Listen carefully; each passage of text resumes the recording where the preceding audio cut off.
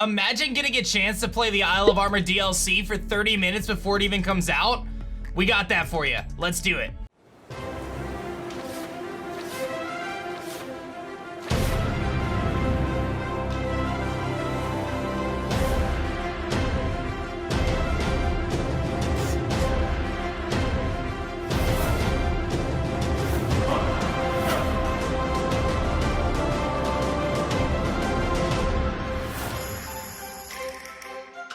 Yo, what is going on YouTube? It's your boy Dan, aka aDrive. I'm bringing you guys a brand new video today, and today we're actually gonna be diving into an article written by IGN where they had an opportunity to play the Isle of Armor DLC for an extended period of time and answer so many questions. This is insane. We will get so much information, and I'll be honest, I only read a few lines of this because I wanted to read it with you guys in the video. So let's not waste any time. Hit that like button down below, subscribe, get those notifications turned on for our amazing Isle of Armor coverage right here on our YouTube channel, and of course let me know in the comment section below what you're most excited about. But I'm excited to jump into this article. IGN is not gonna disappoint. Let's do it. Okay, here it is. All right, it says we saw 30 minutes of Pokemon Sword and Shield Isle of Armor DLC. We got an extended new demo of the expansion pass, and this was posted just a few minutes before I'm making this video.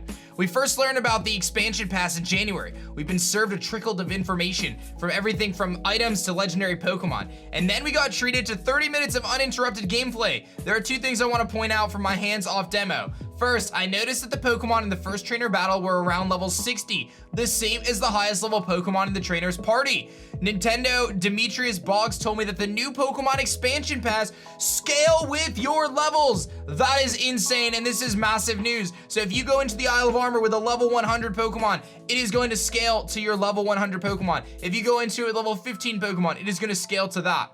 Not only that, but these areas can be accessed as soon as you reach the wild area of Pokemon Sword and Shield. So whether you just started or completed everything you can do, you will be able to do the Isle of Armor and Crown Tundra, and it'll match your level. Now there's some screenshots here, and some of these are apparently new, so let's take a little scroll through these. We got some Slowbro images, of course, using his signature move. We got Toxtricity there. We see Kingler. We see Druddigon showing up in this little cave area. We've got some really interesting stuff here. There's Venusaur, Gigantamaxing.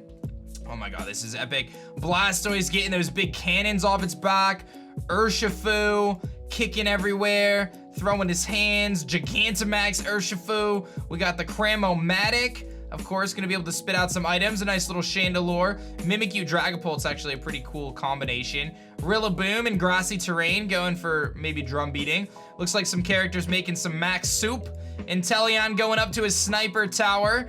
We're gonna see some Crown Tundra screenshots, and of course that big tree that we want to know a lot about. And actually you can see kind of the Crown Tundra in the distance there. That's actually really cool. And there's some screenshots of the Crown Tundra, some of the Reggie temples, Regieleki, of course, the new Reggie form going for its electric cage. And then of course we got Regidraco, the new Charizard form. Galarian Articuno, just eliminating things off the planet.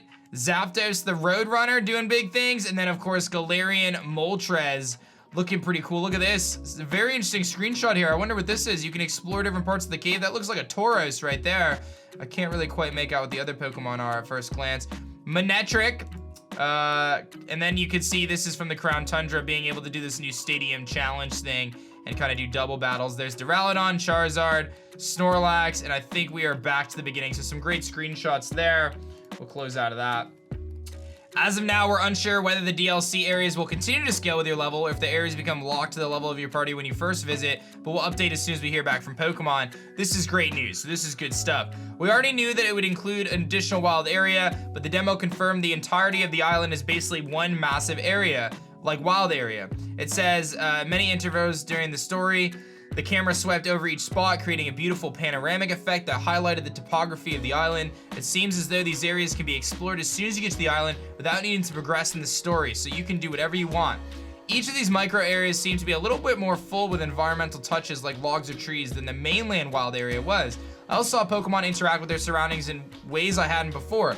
I saw a Pokemon on a tree branch in the forest. Though Nintendo couldn't confirm how we could interact with this Pokemon, I assumed it could be lured down from the tree by whistling at it. So if you remember in the in Glimwood Tangle, there was like Impidimps that kind of sat next to the mushrooms, so perhaps you'll be able to interact with more Pokemon this way.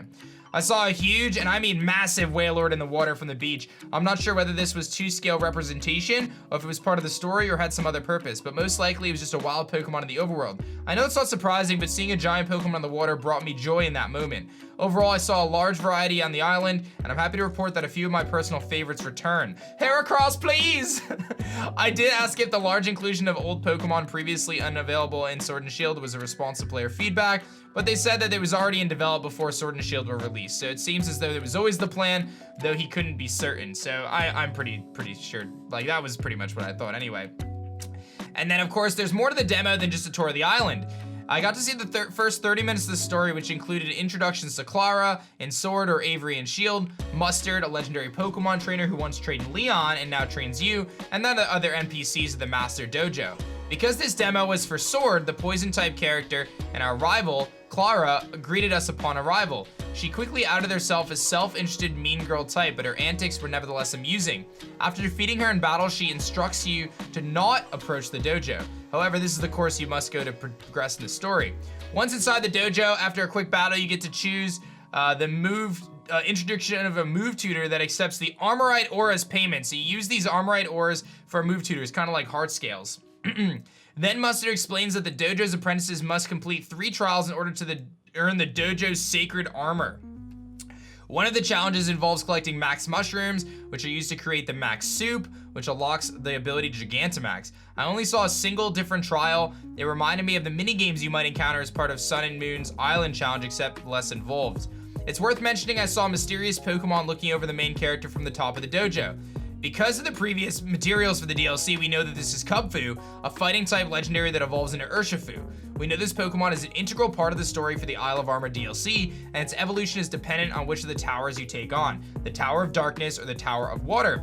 I saw these pagoda-like towers at the coast of the island, but that's as much of the story that I saw and can reveal, except the customizable bikes. I didn't see the menus for this, and Nintendo couldn't give me any additional information, but I saw 2 different bikes with different trails, similar to the trails you unlock for your cars in Rocket League.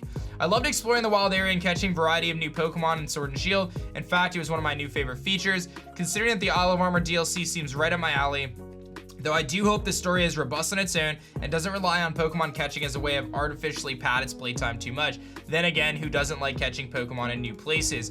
This is massive, dude. IGN reporting on this, giving us more information for the Isle of Armor. I think the biggest thing here is that they saw 30 minutes of gameplay and didn't make really any dent into the story at all, right? Like, they got the introduction to their rival and Mustard, and then they tell us, okay, you're gonna have to go on these various missions, and then you're gonna choose your towers, but you're gonna have free roam of this island as soon as you get to it. And the biggest thing is your Pokemon are scaling to your level. That is massive, dude. Having the ability to have Pokemon scale to your level in the expansion pass is crazy. So that makes us really understand that when you enter the Isle of Armor, you really want to make sure that, because we don't know if it's going to scale based on the first time you go or what's going to happen. So just be mindful of that, because if you enter and you have a team of level 100s, they might be level 100 the entire time. If you enter and you have a team of level 60s, they might be level 60 the entire time. So something to note there, but that is massive information about the scaling there. This is probably one of the biggest question marks for me going into the Isle of Armor is, what was the situation going to be?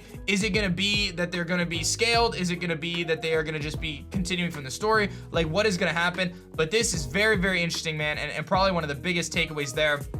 And then again, the fact that you can join it at any point in time, it'll scale to your level. That is massive. And again, I've talked about this at great length, man. The wild area was like the first introduction for Pokemon to this idea of an open, expansive world, right? They didn't do a full open world Pokemon game, but they gave us the wild area. Now, the next step of testing out a full Pokemon open world RPG is level scaling. That would be the next logical thing, right? You have this free roam area kind of confined within the main part of the game, but then you're saying, okay, the next thing that's so crucial to make a game like Skyrim happen is level scaling. Understanding that, okay, depending on where your levels are, you're gonna face different enemies and different strength enemies. And if Pokemon can nail level scaling at a really high level and say, okay, like, you know, you can go to this part of the map, you can challenge the gyms in any order and they'll scale to your level. Their teams will change based on your level. I mean, things like that are so crucial, I think, for the Pokemon franchise moving forward to become this open world RPG that I think so many people want to see happen one of these days.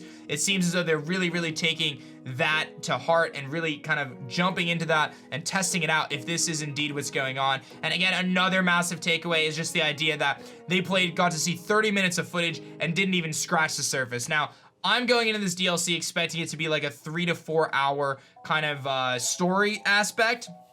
3 hours of story-ish, not including just Pokemon captures, but it'll be interesting to see whether or not it's longer than that. 30 minutes just to kind of scratch the surface.